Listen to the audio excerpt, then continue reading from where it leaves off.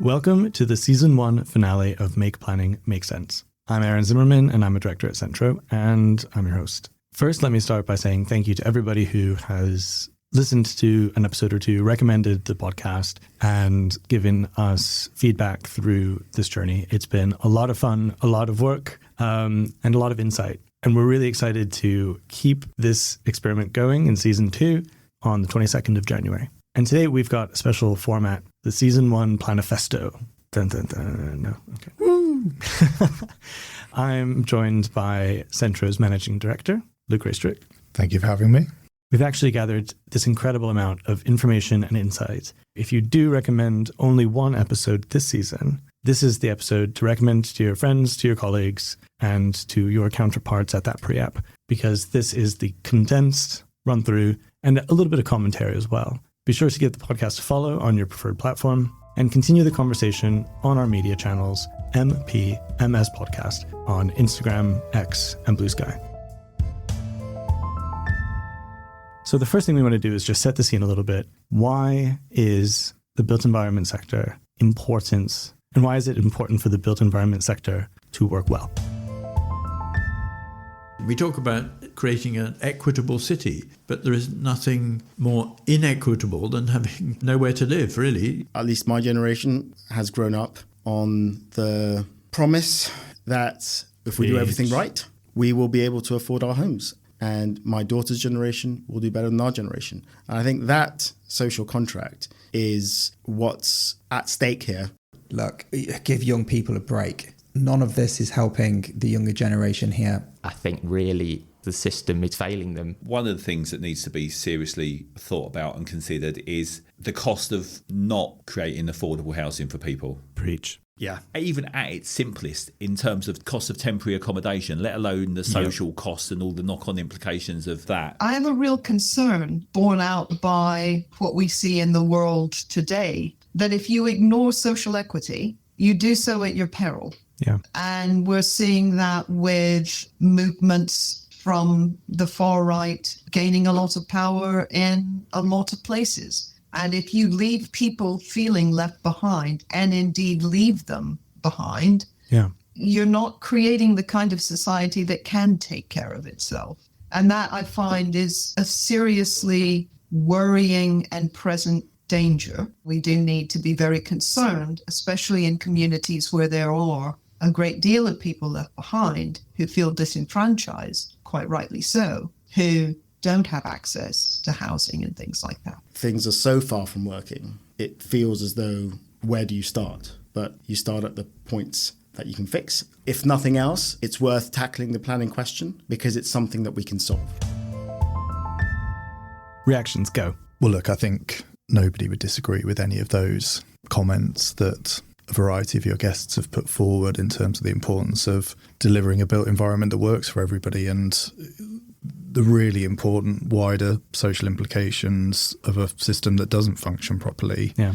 I think that is something that the Labour government has recognised. If you read all of the manifesto pledges that were published pre the last general election and then the ministerial statement that was put out shortly after they came into power, all of those comments that we just heard find a voice within everything that the government's saying at the moment. So I think everybody agrees with that sentiment. I suppose we'll get into in a second, how do you actually implement that? This one for me is the lens through which I see our work and the podcast and our clients' interests. A good planner, to my mind, will always know what they're really prioritizing. And that's where the art, not the science kind of concept of planning comes in. Personally, as a planning agent, I think sometimes I'm viewed from other parts of the sector as a hired gun. And in reality, it's actually quite interesting how my personal priorities for planning for the built environment align with my clients' interests. It's about priority setting. It's about what all of this is for, the purpose, not the process, right? Indeed. And in a time where, especially in Greater London, the delivery of homes has seen huge decreases, then it's not just a shift in the way that we need to think about this, but it needs to be a total recalibration, in my opinion. All right, let's carry on. But first, a little bit of a vibe check. I'm just going to pull a few clips that kind of test the mood of the sector. You know, for many, many years, it's almost been like us and them, like the planners v the developers. The whole system is set up for conflict, you know? There's still that disconnect between is and should, and there's that resentment. And people are so pissed about it. They're pissed at me. If you're starting out in planning and you're just getting abused, it's not an occupation you're going to stay in. And unfortunately, we do have the old apprentice. They've been in there and they're like, oh, planning's not for me. I can't deal with this agent yelling at the phone at me. And it's a horrible position to be in. There's a thing in the heritage world about the dark side, right? Right. Oh, he's gone over to the dark side, by which they mean consultancy, extremely tiresome. I have been sat in a client meeting with Historic England where an architect turned to the Historic England representative and said, you just make this up as you go along. More understanding and collaboration between planners and developers would be massive. I think it's about trust and having trust in consultants. Yeah, and of course, once that happens, people will perhaps start looking at policy differently. They'll start being a bit more flexible in terms of how it's implemented. I think it captures a mood, a prevailing mood in the sector, but it definitely doesn't speak to what the solutions are. When we talk about how frustrating moments in planning can be, we can get caught up on that person-to-person frustration. Oh, I wish if they just thought this way, if they just agreed, if they just stopped doing that, if they just answered the phone. But the reality is, people are all just interacting and engaging with their environments and their incentives. Yes, there are going to be butt heads and there's going to be incompetence, but we can't wish that away. And so we need to look at how we can look at institutional and structural reform so that when there is buttheadery, when there is incompetence, that doesn't derail this regulatory process. When we started the podcast, we decided right from the beginning, this isn't going to be just a grape session because for all the reasons I just mentioned, that doesn't actually create anything productive in the public conversation. Yes, there's a lot of frustration. Yes, we can talk about it down at the pub, but what actually needs to change so this sector of well-meaning people with more goals in common than not can actually get things done? Yeah, and we're going to unpack that in a second, of course. It is complicated. Yeah. And I think where you're dealing with a planning system which is inherently a subsector of democracy and politics generally, where you've got lots of different players coming at it from lots of different interest angles, lots of that does, of course, trickle down into the way that then officers do their job as well. And it can't happen as quickly as somebody reading the action plan that we are publishing alongside this episode. But maybe, just maybe, this podcast can help get that ball rolling a bit faster on the basis of all of the work that's been done by a lot of people so far. Yeah. Let's dive in with structural reform. Our system isn't set up to well manage the changing of places which already have houses in them and a system which doesn't have a strong state. And so we need to fix both of those things if we're to improve, I guess, is where I get to on that. Planning is not a complex system. It's a complicated system. Thank you. Mm-hmm. And there's a distinction between the two. All planning systems are essentially about control. That's so toxic. That's their starting point. They're about looking at what a country needs and saying, how can we deliver the right number of these in the right places and deliver them in a way that makes sense for everyone. What becomes really interesting is when you get people looking at it, as they always do, and go, I want this tool to be about delivery. Well, it's not about delivery, guys. The system as it exists is very difficult to turn into a delivery system. Our system is set up in the UK to be discretionary, which means flexibility is at its heart. And I think that's one of our problems. Here in England, it's like, can I do this? It depends. What day of the week am I going to get the application on? How many objections am I going to get? And I think that's problematic with the system because it's too grey, perhaps. You end up in a bit of decision paralysis when you have so many conflicting priorities. Yeah, and I think it ends up expressing itself through fear, absolute fear of making the wrong decision because there's so much discretion available. A really great example is the extent to which case officers can just go, oh, conservation officers identified some harm, so more than my job's worth, really. Because that that is a removal of anxieties. So that's an easy decision at that stage. Well, that's the reason for refusal. Yeah. Brilliant. Thanks for giving me my reason for refusal. I don't need to worry about all the rest of this planning balance stuff now. If you've got a local planner who is only interested in ticking the boxes of legislation, then there's no need to tell big picture stories because there's never a big picture story in the first place. One of the elements of the system that I really struggle with is this idea that design is always used as an excuse and a delay tactic. So often it's a case of, what about this? Nah. What about this? Nah. Yeah. What about this? What is it then? Don't know. I'll let you know when I see it. Yeah. And you spend a year and a half in planning, arguing, and you don't really understand why. Yeah. There's really no need. I think the frustration is there's too much of it. It takes too long. This idea that the system is very nimble and very flexible doesn't necessarily translate in more experimentation. It's not nimble. It doesn't. It wants to be. It claims to be. It sure does. The local authority development management plans often put an awful lot of effort into making very bad standardised housing schemes slightly better. And they should be applauded for that. Have you done enough? Have you done enough? Have you done enough? Without anybody being able to go, do you know what?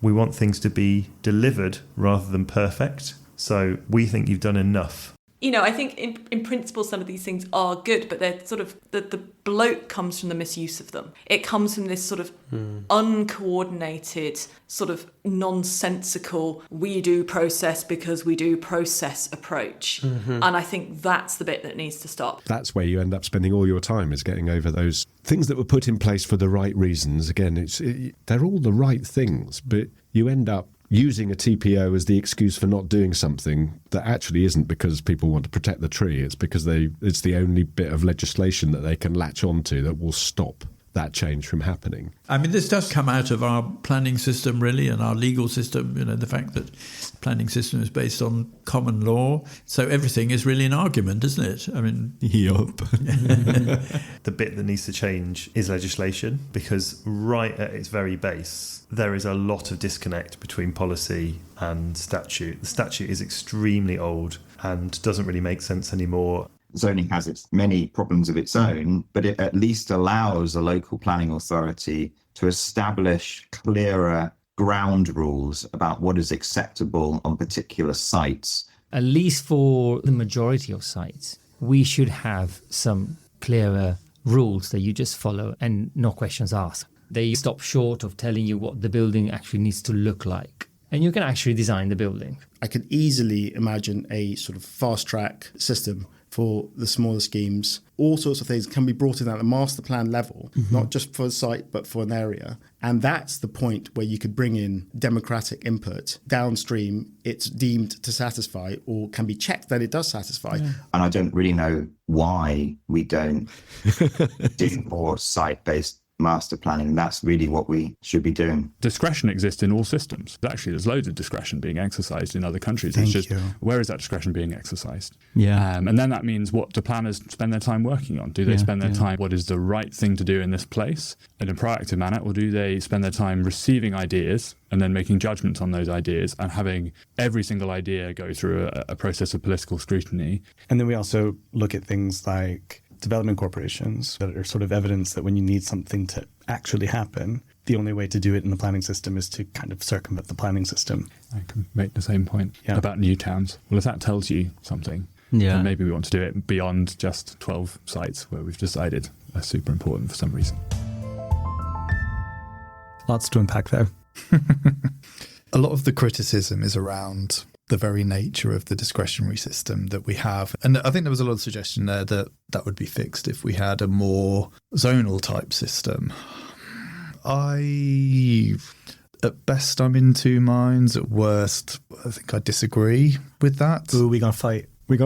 I think there is something that the discretionary system in the UK has done that is very beneficial. And the beauty of the UK countryside, the preservation of the countryside, preservation of the setting, etc., of heritage assets. There is a beauty and there's a benefit that does come from that. So I don't think you can say it's all bad, but I think perhaps we've sort of got to a point, haven't we, where we're saying the lack of delivery of homes has become such a flashpoint now. Do we need to be so protective about these sorts of things? I think really that goes to the heart of it, doesn't it? So I think to say that, well, a zonal system is simpler because you just allocate land and you can just get on with building it, it's a much simpler system. I think that is quite a shallow point of view, because I think that what that more than likely does is shifts that emphasis and engagement and all of that politics that comes with it. I think all that does is just shift it earlier into the process, into the plan making process, because so much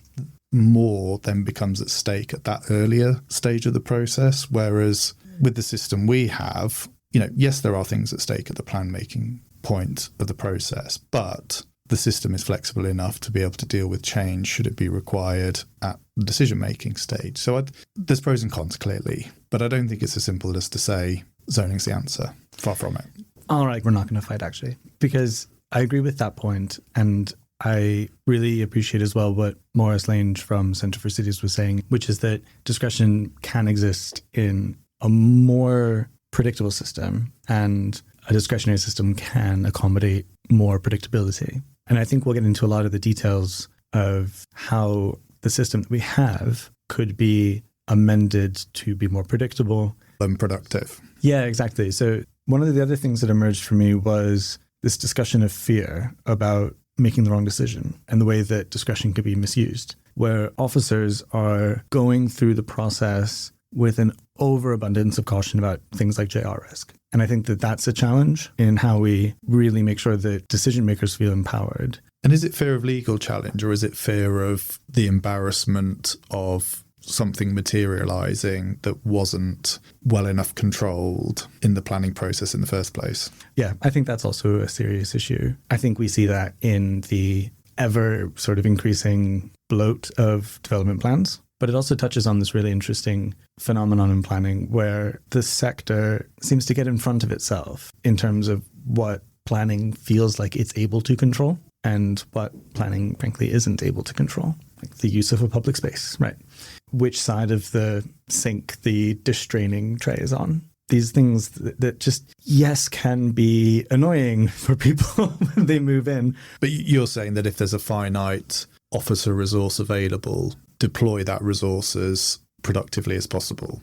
Exactly. Yeah. Dr. James White from University of Glasgow was saying officers spend an awful lot of time and effort making bad standardized developments slightly better, and they should be applauded. I think that's true. I think that that is also an expression of dysfunction in the planning system, because they should be spending an awful lot of time and effort making good things better and getting good things through more quickly because the applications are for good things. I think a lot of the conversations that we're having now and that we've had over the course of season one also intersect with this question of productivity. If we're all working hard, not all of us are working hard, but if we're all working hard toward shared outcomes, are we certain that that effort is going to lead us to where we need to go? Get the best return on investment, to use a business phrase. And then there's also a professional fulfillment way to look at that. And there's also a public benefit way to look at that. Social value. Yeah.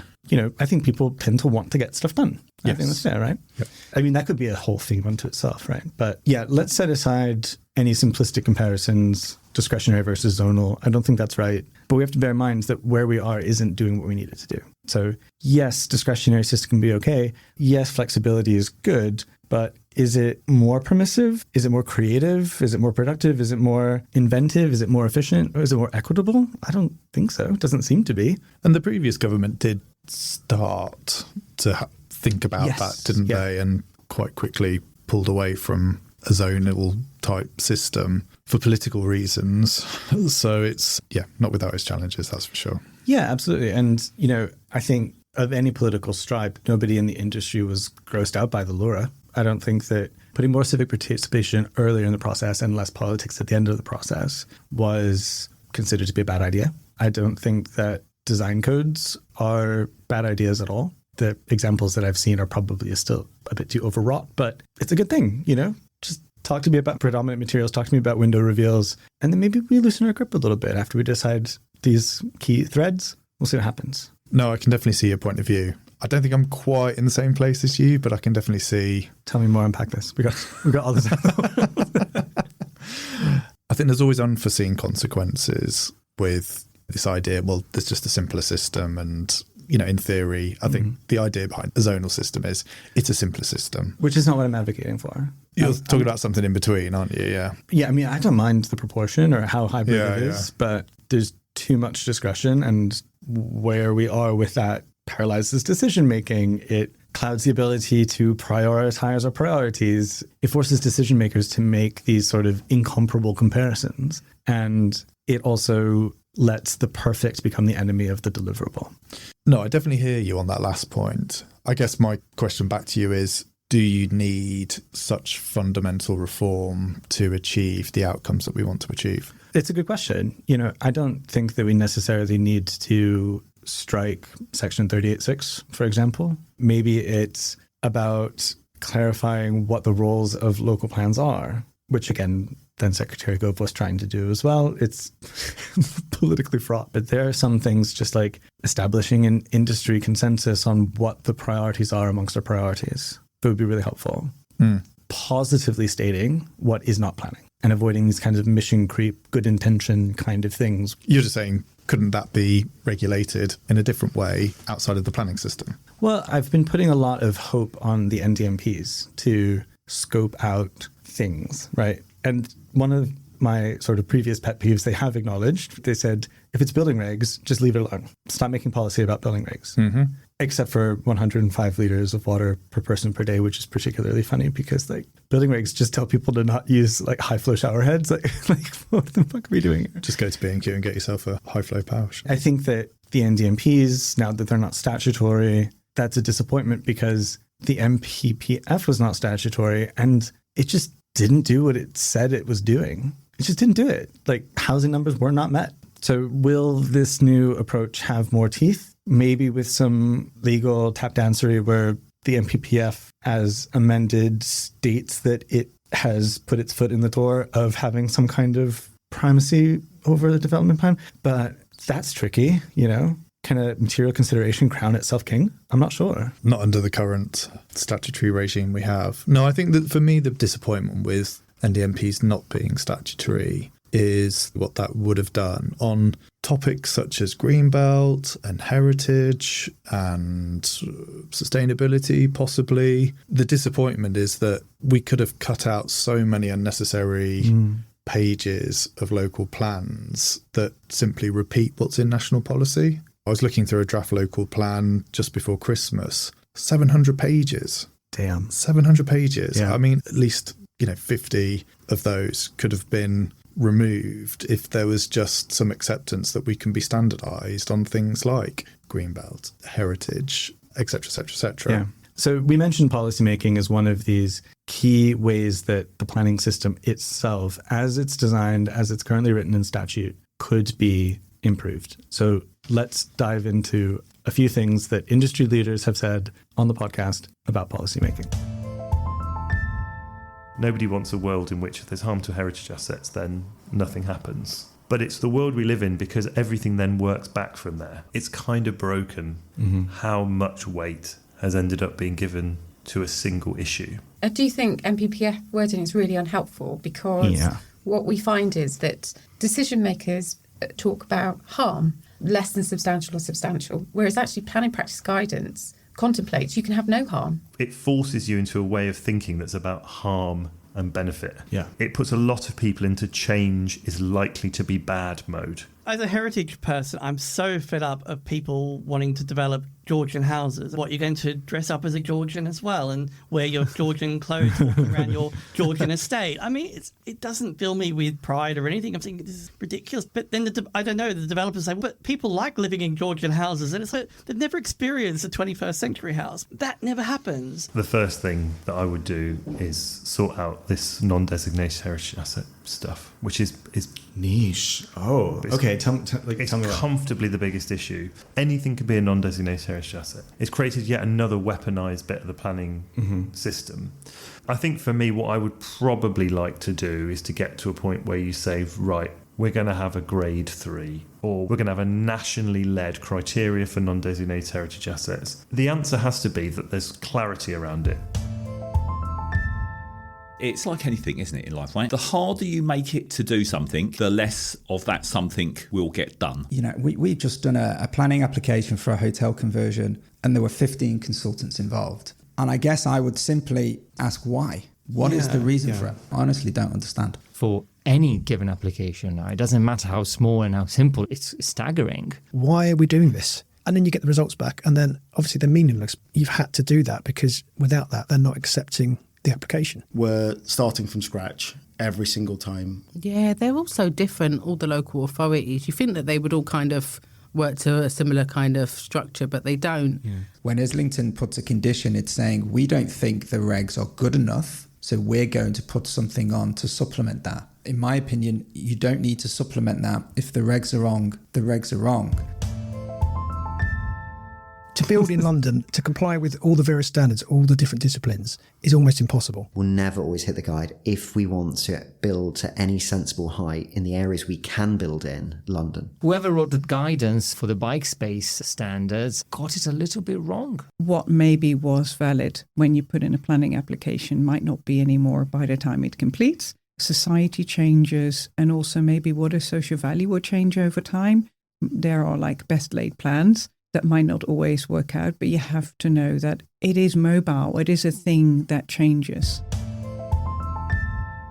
With all sorts of things, right? You get lots of sort of knee-jerk reactions and panics, and people like, you know, let's change rules, let's change policies, but haven't actually really thought through the full implications of all of this stuff. That thinking is where people are so disconnected from the results of their actions. I think that it's become a bit of a trope in planning to look at examples of where things have gone wrong and to go, oh yeah, we need to make sure that doesn't happen again. And I think creating a system where you're forcing development teams to think about all of those things in extreme detail at all times also makes the risk of those errors greater, because it is incredible how much stuff falls through the cracks. There's a real risk of wanting to rush things through, particularly with the delays that we see time and time again in the planning process. The thing that can flex are things that are subject to viability. Sometimes it's Section 106 contributions, most often it's affordable housing. So that presumably is the lowest priority. We struggle as planners to define the public interest intent of planning or the common good. And if we don't have a clear understanding of that, or what we want to achieve through the planning system, it makes it very difficult to have consistent rules and regulations that deliver some of those things that you're talking about, like genuinely affordable, decent housing. Then one of the real questions or challenges is, what are the restrictions we're going to lift? What are the things we're no longer going to seek to achieve through the planning system? So 700-page draft local plan, you said? Yes, exactly. I don't know how to fix this one. So what I like about policymaking as an area of reform is that it's something that any local authority can start doing with their next local plan. We can actually just start saying, I'm not going to ask about which side of the sink the dish draining tray is on. I think you're right in that this happens incrementally each time a new local plan comes through, for example. But I think there is a lot that can be removed from the planning system or put into building regulations with very little consequence, or actually with positive consequence, because it then means that officer resource, human resource can be focusing on the things that really matter. So yes, I think there's a major area of improvement there that can be implemented. It was interesting that, particularly for GLA referable schemes within London, I mean, one of the things that I've certainly found is that there's an enormous amount of delay created by all of the circular economy and whole life carbon reporting requirements now. When you take the data and the information, what do you actually do with it, and what sort of change are you trying to effect? And it feels often like it's just sort of reporting for reporting's sake. It's building up a data bank of information. It was interesting, the paper that the GLA published last summer, which was the precursor to the emerging London plan, and there was implicit acknowledgement, at least, that some of this stuff has become too burdensome. Fire as well, for example, which doesn't really need to be a planning consideration anymore. Now the building regulations has caught up with the situation in the way that Greater London deals with affordable housing in a fast-track way. Could there be a similar sort of system for whole life carbon and circular economy? And perhaps you could roll that out over other technical considerations as well. Absolutely. Hit a particular target and you don't need to submit that report. Yeah. Tell us what is acceptable. And if you hit it, then you're fine. And I think that would save an awful lot of time and cost. Where I get hung up is how to take this sort of very immediate opportunity for improvement and reform and get it to happen. You know, if you're a policy writing planner at an LPA, get in touch, because I would love to understand the process of how these policies are drafted, how they're vetted. I would love to have that conversation, because from the outside of that world, I'm looking at it and I'm thinking, well, what the hell is that going to tell you? Or, oh, that poor decision maker. And now they're going to have to balance all of these things that are either creating original sin for development, which is problematic, or just incomparable. So I'll be interested to have those conversations, hopefully in season 2. Me too. Yeah. Call me. All right. The next section is about one of the favorite things that come up as soon as somebody says planning is a problem. So when we're talking finance, viability, affordable housing, state involvement, there's a lot that actually falls under the sort of pound sign umbrella. Those homes that were going to be built in 2025 and aren't being built will never be built. You don't catch up. As an SME subsector, we've been in decline. But I think the impact is not just on SMEs, but the impact to society is outsized. Often you're not getting any contribution for affordable housing on the basis that the profit margins just aren't there at the moment. A lot of the sites that we look at have what's called a negative land value. That literally means for us to make industry accepted standard profit between 15 and 20%, which, by the way, our lenders require to greenlight the projects, the landowner needs to pay us for us to buy their land or their building. And the reason that is the number, that is about the minimum safe, sensible figure to have everyone's arse covered if and when the market changes and things go a bit wrong, as they always do at some point, right? We're getting to a stage where viability becomes so difficult that actually people say, well, I'm going to do something else with my money or go fishing. Central government itself, at the same time that it's telling local government to deliver more housing, it can also be preventing that through changes in regulation, different forms of taxation. SIL, Community Infrastructure Levy, came in. That was meant to replace Section 106. It didn't replace Section 106. We ended up with both. You know, you can only tax stuff so much before stuff stops. And that's pretty much where we are now. All that'll happen is landowners won't sell. Of course they won't. Why am I going to sell my stuff for less than it's worth? And that's what's happened. So we've got to keep the balance of incentives and costs somewhere in a sweet spot that is going to have builders coming forwards with development. As a country, we've decided, the government has decided, that the main delivery vehicle for affordable homes is in the gift of companies that are not incentivized to deliver those homes. You couldn't have devised a more bonkers reverse incentive system, completely misaligned. We have a system that, to me, is a bit insane in the sense that it is cross-subsidized. We have a system that says the developer, because they make immense profits, and in many cases they do make a lot of profit, can pay for affordable housing and now biodiversity net gain. And we have a lot of competing values in the planning system where we want these things to happen. But eventually you've got one pot. You've got the developer profit pot. And for every single thing that you're asking the developer to do, you're taking up some of that pot. And the Section 106 agreement says you can't complete your scheme or occupy your scheme, or you can't occupy all of your scheme until such time as the affordable housing is there. So the financier says, well, I'm not forwarding construction finance until you've done a deal with an RP. And it seems to me that it's completely off the agenda. But this has been an issue for years.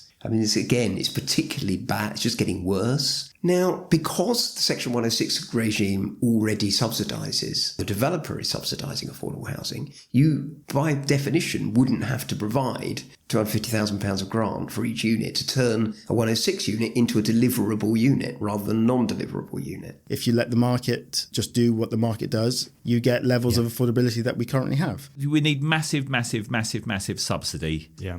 That's just got to happen. Grant Fund 106 and capitalise the RPs or whoever's going to start buying affordable housing. A bit more readiness to turn affordable housing obligations into payments in lieu if there is no one to come forward to get these homes built. I think it's a real shame that a planning system has been devised just so one relatively small sector, which is the RP sector, has been set up to enable them to acquire units on the cheap. And they've said no, and they turn their nose up at it. Do you think you could go far as an obligation to acquire units? I'd love that. Yeah, I'd love that. If we're going to deliver the housing London needs, we are going to have to work with the private sector. There ain't that much going to be coming out of government for quite a long time. And so we have to look at other ways of doing it. There have been a few suggestions, something called stewardship model, or indeed a JV model between SME developers and local government. You could also reinvigorate the SME development industry and partner with them to deliver more homes, diversify your delivery mechanisms beyond the big seven. So perhaps we need to think as a public sector, or in a public sense, are there mechanisms, tax and otherwise, to make the entry for those SMEs easier? I think a really interesting model, which aligns incentives between developers and affordable housing provision, is the LIHTC model in the US. That's the low income housing tax credit model.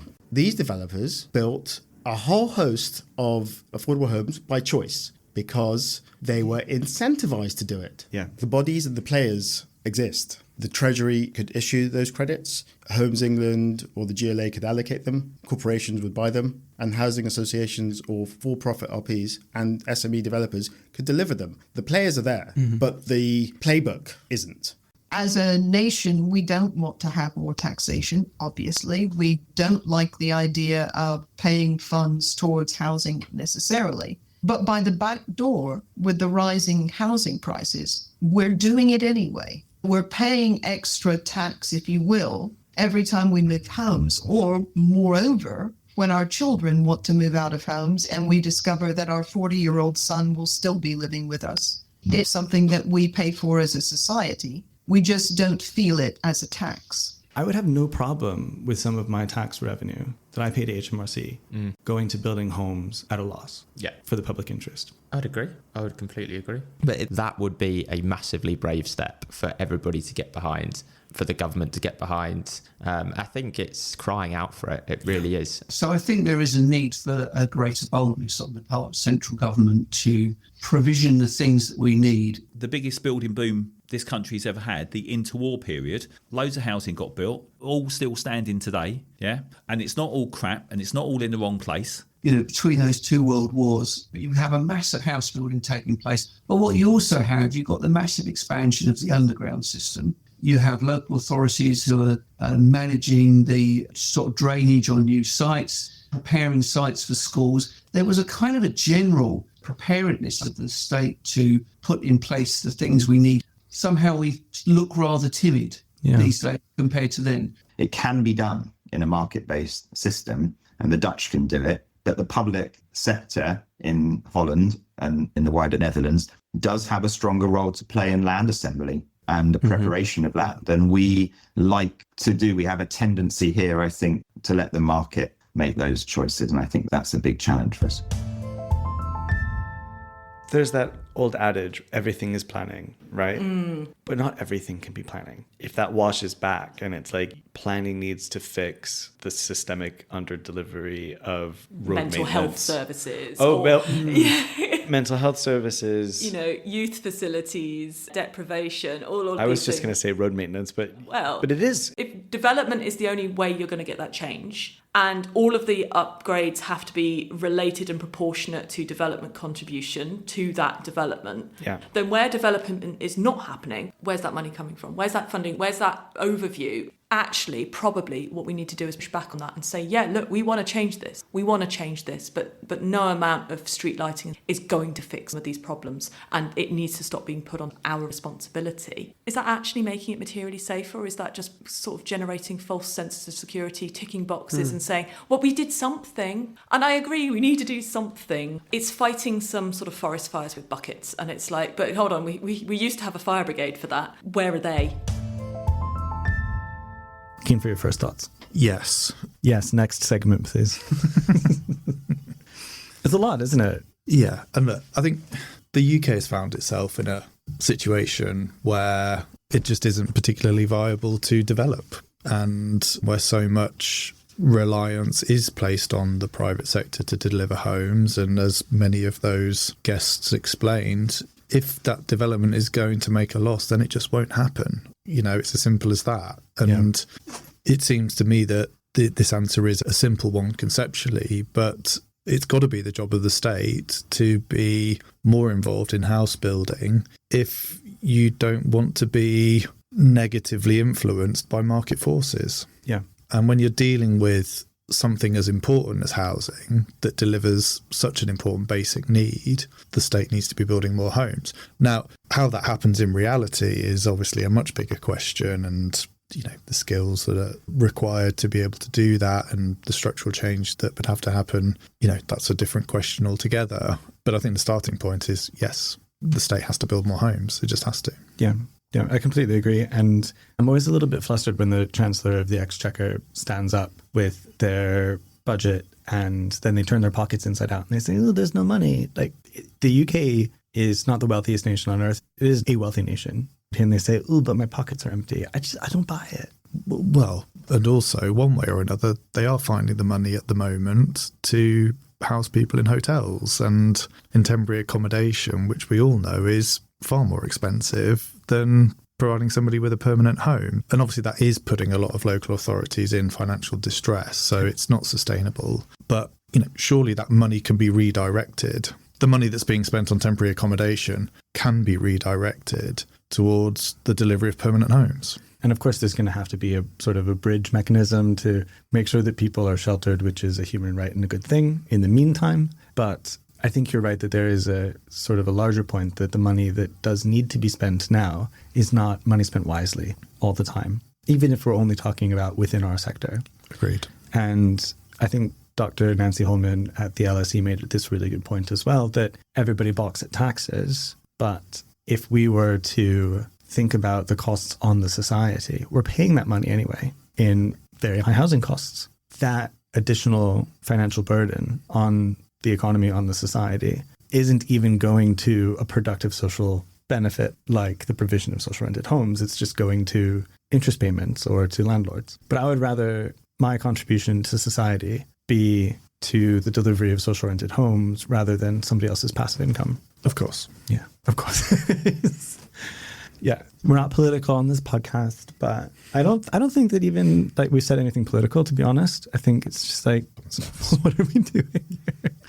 Yeah, all right. And I think that there is a political consciousness that would be helpful here. All right, we've got 2 more segments. One is on experience and resourcing. Guess what? We need more of both. And one is on democracy. So we talked about that PR campaign and the sort of national consciousness, and our guests have had a lot of cool things to say about that. So let's start with experience and resourcing. Just to tweak something, and then you literally receive an email saying this has been refused. And it might be the most simple thing that you could just change and you would have it back on their desk the same day. I've got a couple of apprentices who are in councils like that where they're not allowed to ask for amendments. These are young planners who are just getting into the industry. And part of the apprenticeship, we teach them all the 25 knowledge, skills and behaviours of the apprenticeship standard. And one of them is influencing planning, influencing design. They can't do it because they're not allowed to influence. That doesn't exist because of that. The whole process has got way, way more complex. There's a lot more issues being considered. There's a lot more reports. There's a lot more expertise needed. And of course, at the same time, it seems to me not as many experienced planners. In London particularly, that officer turnover is huge. A nuanced, balanced position is needed, and that comes with experience. And the smaller applications might have the younger case officers, the more inexperienced case officers who are learning and don't necessarily have the support that they need from their team leaders because the whole system's under-resourced. And you can't decouple that from sort of some of the decisions or all the delays. It's a discretionary planning system, but not funded for the discretionary planning system to work effectively. The whole edifice requires confidence somewhere, and where it's absent in, a case officer, for example, or a head of planning, that is so much more destabilising to the whole process. That sense of shared interest in the outcome is a vanishingly rare thing to see on development. I have to say, it is a very patchy picture in London, in my experience, from being in meetings with senior people. It's just about officers accepting that there is a need to be very flexible and not focus on pass, fail, yes, no. And this comes down to experience, is saying, what's reasonable for this part of town? The pre-app process I'm afraid, isn't quite there. It's broken. It doesn't really work in general. Even when people sign like a PPA agreement, the amount of arguments I've seen where they said, look, we paid your PPA agreement and it costs a huge sums of money. And you see the planning consultant chasing a response saying, can we have a response? We've signed this very expensive PPA agreement. We're due another meeting. Can we see the latest design with you? Oh, sorry, no one's available. Why don't we all get in a room, page turn a document like we used to, and get it all agreed in an afternoon? And I wish we did. Get the pens out. Literally. Yeah. I mean, and that should be the joy of it. What gets lost in the process, capacity on the council end. I think in this instance, it really is that simple. I would completely flip things. So local authority planners got paid more or at least the same as the private sector. So it attracted the best people. It kept the best people.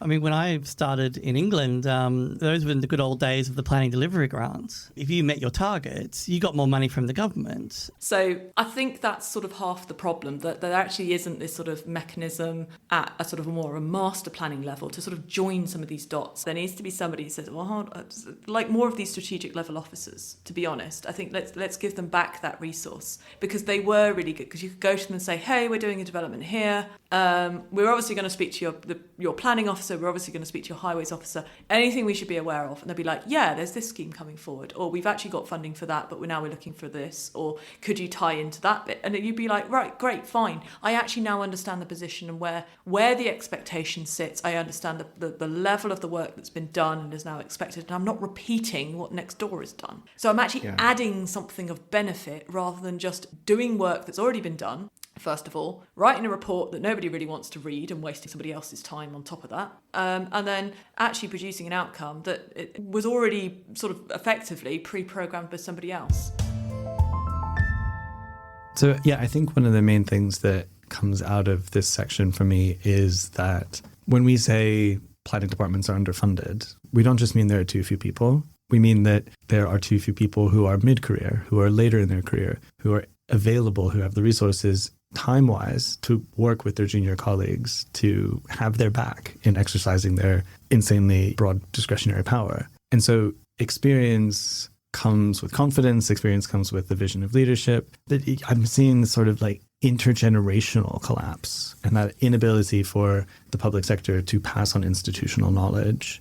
One of the things that really jumped out was when John Summers was saying that he has apprentices in his program who are in local authorities where they're told they're not allowed to ask for amendments. And that, to me, is an absolute indictment of whatever authority that is, because there's just no way that you could submit even, let alone major applications, just a residential application and get everything just right to the officer's liking the first time. Mm-hmm. And we know pre-apps are without prejudice and withholding, and they don't give you all the information that you want anyway. So to then say, well, we can't ask for amendments is completely counterproductive, completely cynical, and more work for everybody anyway. Yes. Really problematic. Yeah, especially when planning application fees don't cover costs. And so why would you take forward an approach in which you would invite more applications to be submitted because each time an application submitted, that department's going to lose money. It doesn't make sense from a financial point of view. A lot of this does come down to money. Ultimately, I think money is the start of the solution to this, isn't it? I think that's the way that you are able to entice well-skilled and intelligent planners into the public sector in the first place, and it's also the way that you retain them. Look, I think we've all known for a long time that planning departments are under-resourced. I do have a bit of a gripe with that, in that I think with the PPA system that has existed for a long time within this country, it doesn't get used nearly enough. I think every local authority in the country does at the moment have the ability to put its planning department on a secure financial footing if it deployed the PPA system more regularly. And if they deployed it in a way that it produced the feedback and processing of each consideration that it's meant to. The accountability that comes with, I'm coming at this in a perfect world. Yeah. That's how it should work. And whether we're talking about in the context of a PPA system, or whether we're talking about in the context of what we think is the future system, whereby local authorities can set a local fee level. They're not all going to be constrained by this national fee setting anymore. That accountability becomes all the more important, and the ability to hold to account, well, if you're going to charge more money, then because you're saying that we're under-resourced before, well then if there is more money coming into the system, well then there must be an expectation that there's going to be a better service that is the product of that. And quicker, better results, a better pre-application service, the whole thing front to start, it should work better with more money. And I think if those PPA fees were commensurate with the actual costs on the council, right? So the officer's time, the consultee's time, it becomes a no-brainer. Instead of, actually, it's our third PPA meeting and I haven't actually read the documents yet. So can you just walk us through it? That's a very expensive meeting. And one side of the table is producing everything, and one side of the table says, actually, I haven't read my homework. That's really challenging. Yeah. The government's gone back and forth with this, local setting of application fees and whether they should be ring-fenced or not. And they've eventually landed on, well, yes, they should be ring-fenced. And I think that's absolutely the right thing to do. I think developers have to have that trust, don't they, if they are going to pay those additional fees. But I think if the level of service is improved, then I think every developer in the country would welcome that change, because it should deliver better outcomes. So the siloing of considerations and consultation is another problem. The consultee level sitting under the officer, it's the Wild West, right? So you'd have to have probably better accountability and better structures in place, because right now the siloed nature of it means that we often do have terrific officers as our counterparts, and they're waiting on consultees just like us. Exactly. Yeah. I think the councillors have got not a full eye on the actual application. They've got half an eye on the ballot box in the next re-election. Again, if you've got someone in position and they're going to be voted out in 3, 4, 5 years, they focus on the populism, quite rightly so. That's what wins votes. Well, I think that is always a problem, isn't it? Is relating political thinking to the time it takes to deliver stuff. The way it's set up at the minute, it's politicised, and it's politicised to favour the wrong people. It needs to be more balanced. Stuff needs to happen to sort of take the politics out of it as well, so you've got better decision making. Definitely sitting behind the whole viability piece is such a strong level of politics, but the anxiety, to use that word again, that officers have to present perfectly acceptable schemes in planning terms to members is a real wall that is preventing applications coming forward and permissions being granted. Let's not have committees deciding on viability. It's an incredible position to be in. You've got so much time and resources invested in a project, and you've done everything right, and you get in front of the planning committee. There's 3 independent councillors who are just there for the sole purpose of saying no to every single application. So I think we're saying, let's set up a few more rules. If we follow those rules, then for certain projects, we don't have to necessarily check with the politicians every single time. We can get through on delegated powers. And that's where the value is, I think, in a planning committee, is when there is material considerations that potentially aren't policy compliant. That's where I think the planning committee makeup makes sense. People are willing to accept a decision, even if it's not in their best interests, if they feel that the process by which that decision was made was fair. But the other element of all of this is it's not just the private and thinking about the developers that are looking to build homes. You've also got to look at the councils, the local plan process. But that is where development's earmarked during that process, and residents and people, the public, don't know that. But again, It's all cost money. So for me, I think there needs to be a reset, and I think that we need to do a national PR campaign, really, to explain planning. And I'm sure they would probably say they have explained it somewhere. But the fact that we're all nodding around this table now going, yes, they need to do that, means that that's probably buried in paperwork and not visual and not easy to understand. Yeah, big subject to unpack, this one.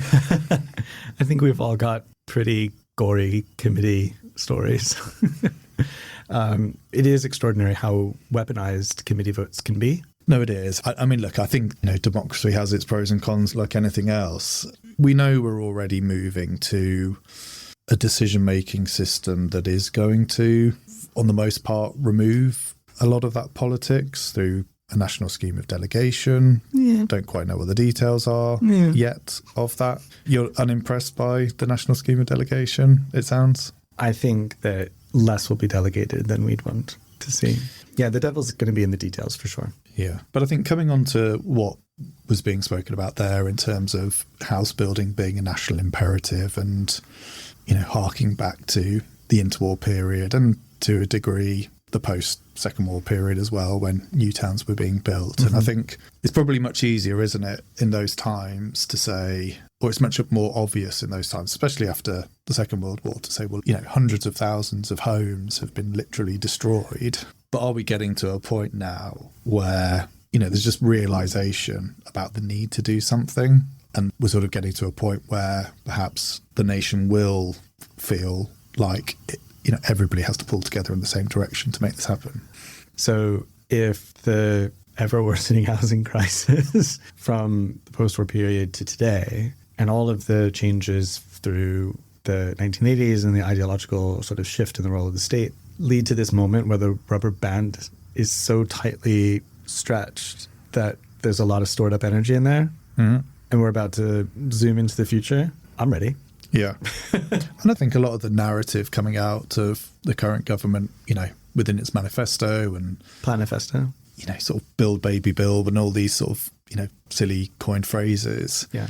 They do still mean something. And I think they do still speak to a changing sentiment. Yes, you could say that a large part of Labour taking power last year was because of the discontent with the Conservative Party. But I think people do recognise and perhaps were voting for a party who recognise that national imperative to build homes. Yeah, I think so. Regardless of whether it's just a talking point or a narrative, it is part of the zeitgeist, and it's been the main issue of the party that built a coalition to be elected successfully. That does mean something, I think. And I guess this brings us on to that idea of a national PR campaign. I don't know, maybe it's a PLC house builder and they take out all the digital ads on the tube and they just say, we built your home, you're welcome. Yeah, and I think there's definitely a huge PR exercise that could in some way be done. I remember speaking to a client one time about this, and he had quite an interesting idea. I'm not sure it's completely perfect, but see what you think. It's, so much of these, what you were saying, these things that are funded through development taxation, through SIL or Section 106, like doctor surgeries, like schools. And I bet if you asked the people that use those services once they were built, did you know that this was funded by development? Mm-hmm. Most of them would probably say, no, I didn't realise that. I just thought central government gave some money and that's how it got built. This particular client said, well, isn't there a way that you could, even through something as simple as a school being in some way sponsored by a development company, maybe that's a bit too simplistic, but find a way for society to realise that all of these great community infrastructures, they haven't come from your tax pocket, they've actually come from development. I mean, we see that with things like the EU Development Fund, right? Mm-hmm. They repair a dam and they get a plaque that says, yeah, the EU paid for this. I think that there would be a benefit to that in the consciousness of the public. Mm-hmm. But it might also solidify the expectation then that developers should just be providing all, public goods and civic services and infrastructure, which is kind of where we are now in practice, and it really constrains the ability for these companies to deliver. Not a perfect solution, but a starting point, perhaps. It's just so important to feel seen.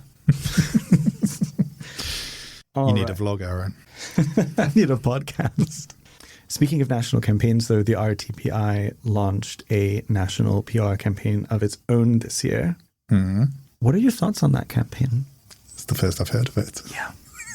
Which tells you about how much traction it gained. Yeah, exactly. But you're going to have to help me, because I genuinely never heard of that campaign. No, that's all I've got too. But what is the campaign? I don't know. No, I mean, I opened it in a tab because I was like, I'll read this later. Oh, right. I see what you mean. Yeah, so it was just like the answer to my question, major point. RTPI and you, or RTPI and me, or is it me and RTPI? So it can't just be a rollout and a rebrand of what we currently are and what we're currently doing. A national PR campaign needs to have a message of why tomorrow is going to be different than today. And it needs to be consistent as well, because I think to effect the kind of cultural change that has to happen, what we're talking about here is cultural re-education about the role that developers have in terms of delivering not just homes, but infrastructure as well. And that's our show.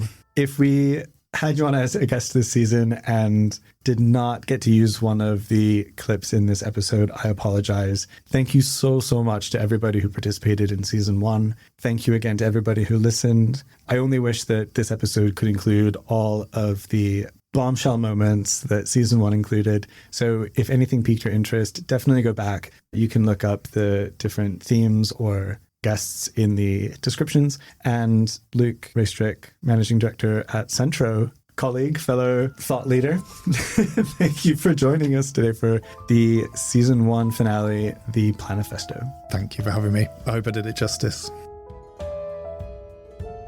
Thank you for joining us for another episode of Make Planning Make Sense. Please do give the show a follow, and please share the show to keep the conversation going and the community growing. Find us on Instagram, X, and Blue Sky at MPMS Podcast, or write to us at podcast@centroplan.co.uk. Make Planning Make Sense is presented by Centro Planning Consultancy and recorded in beautiful London, England. Its executive producer is me, Aaron Zimmerman. Marketing and promotion by our colleague Rhys Raymond. Graphic design by our colleague Miriam Malaxi. Music by Joseph McDade. From all of us here at Centro, thanks again for listening.